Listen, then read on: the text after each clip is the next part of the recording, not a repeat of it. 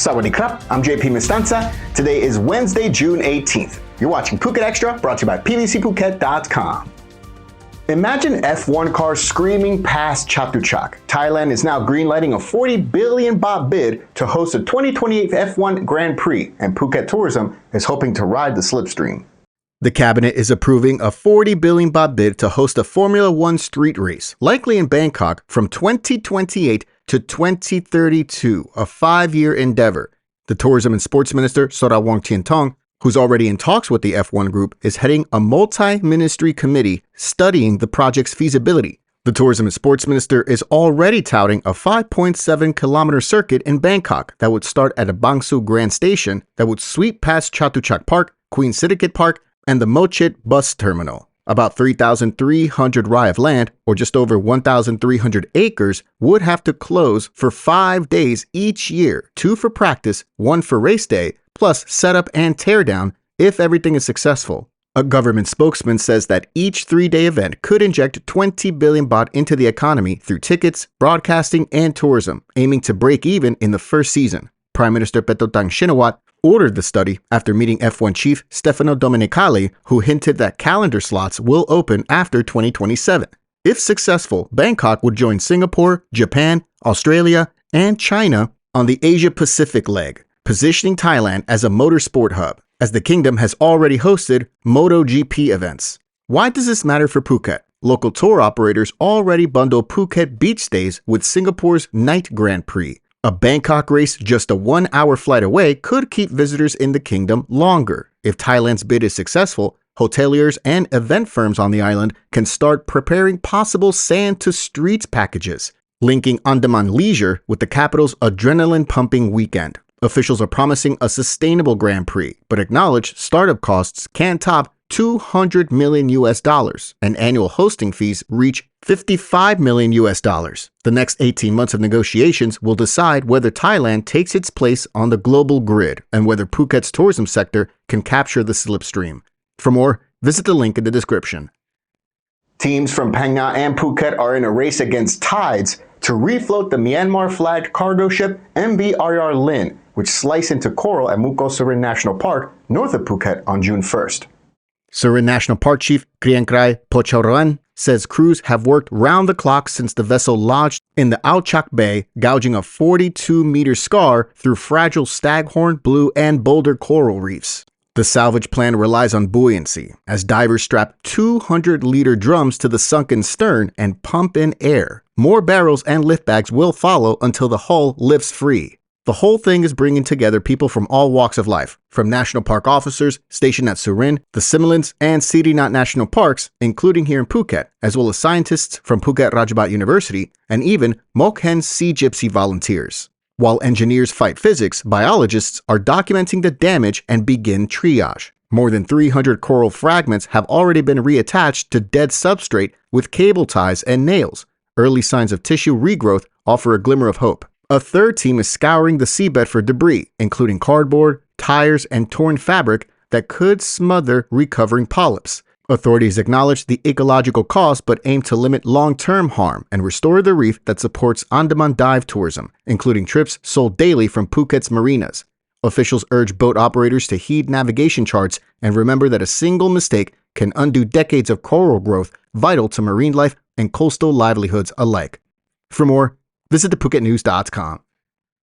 A luxury Thai villa hid a dawn-to-dusk call center fleecing Australians. See how Thai and Aussie officers smashed a massive fraud scam and seized a 14,000-name hit list. 13 foreigners were arrested during a raid on a 70 million baht rented mansion in Samut Prakan province on Monday. 5 Australians, 6 Britons, 1 Canadian, and 1 South African national are accused of cold-calling Australian victims and selling fake bond investments promising 7 to 10% annual returns. Investigators seized 58 laptops, phones, and scripts, plus a contact list of over 14,000 Australian nationals. Losses over the past year alone reach about 32 million baht, and Australian authorities put 4-year damage at 4.45 billion Australian dollars. The alleged ringleaders, 54-year-old Australian national Mark Dennis and 56-year-old British national Mark Howship allegedly moved the gang from Indonesia to Thailand early last year, first setting up in Pattaya before shifting to Bangkok and Samut Prakan. Workers kept Sydney business hours starting at 5 a.m. Thai time, and none of them possessed work permits. Their visas are now revoked, and they face charges of belonging to a criminal organization and working illegally. The suspects say they were recruited through online job postings and offered salaries of 64,000 Thai baht per month, with a 2.5% commission.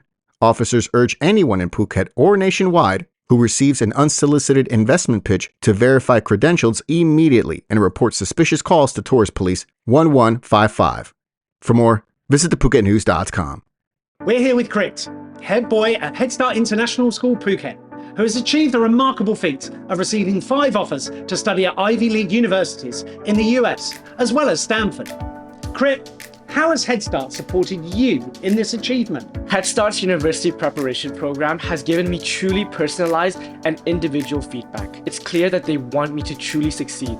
Applying to this many world-leading universities required me to juggle a lot of plates at the same time, and Headstart's university counselors were really accommodating in helping me through that.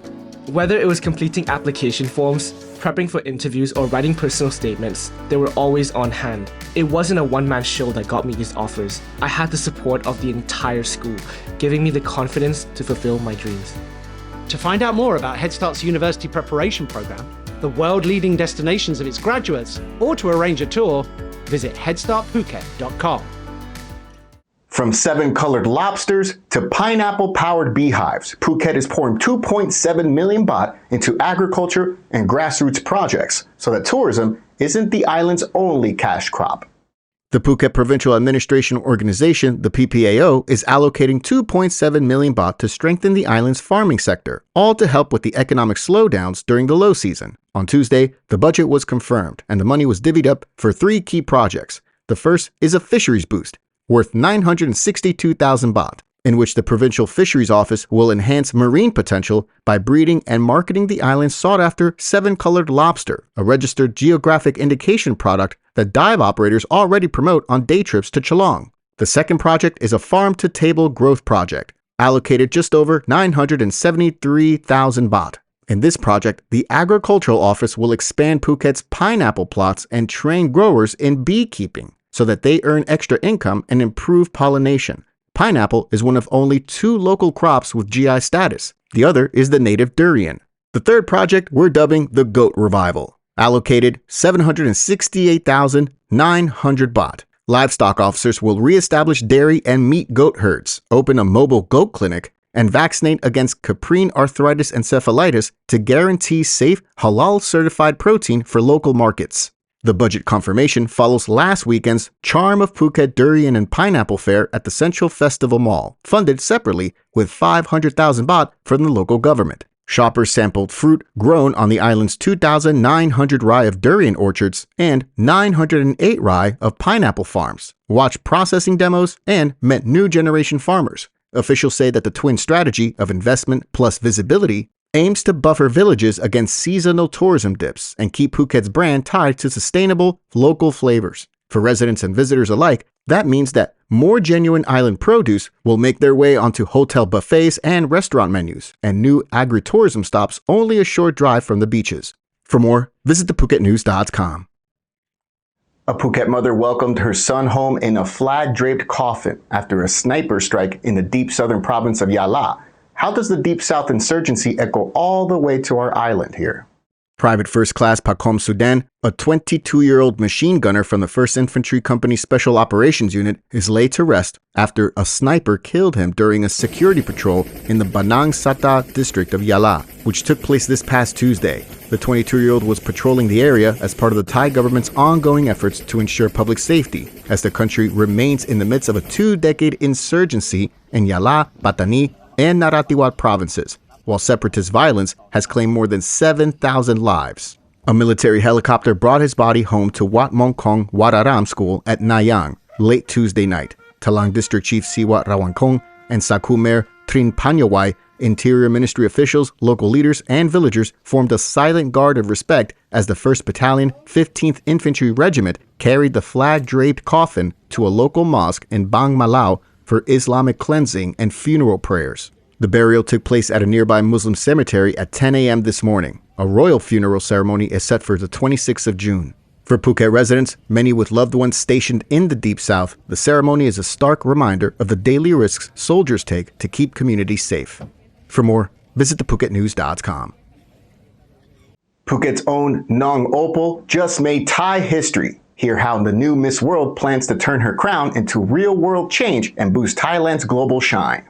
Thailand is celebrating a historic first. Suchata Chuangsri, known as Opal, born and raised in Phuket, became the nation's very first Miss World. At the government house in Bangkok this week, Prime Minister Petotan Shinawat hailed the 23-year-old as proof of Thai women's global potential, pledging government support for gender equality and soft power diplomacy. The premier thanked organizers for giving women, quote, an international stage to show what they can do, and voiced confidence that Nong Opal will showcase Thai culture abroad, which is good news for Phuket tourism operators already marketing the island as her hometown.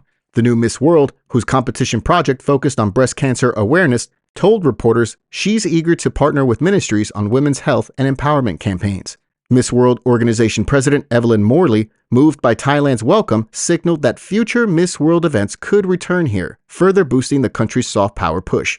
For young Thai nationals, especially girls watching from Phuket classrooms, the crown is not just sparkle. It's a promise that global success can start on home soil. For more, visit thephuket.news.com. We really appreciate you joining us on this edition of Phuket Extra, brought to you by pbcphuket.com. Join us again tomorrow. Until then, stay classy, Phuket. Phuket's rapid modernization has made it one of the world's premier holiday destinations. Investors can still buy quality condominiums for as low as $75,000 and luxury properties can go all the way up to $20 million. Condominiums in Phuket are a safe, secure bricks-and-mortar investment offering foreigners freehold ownership.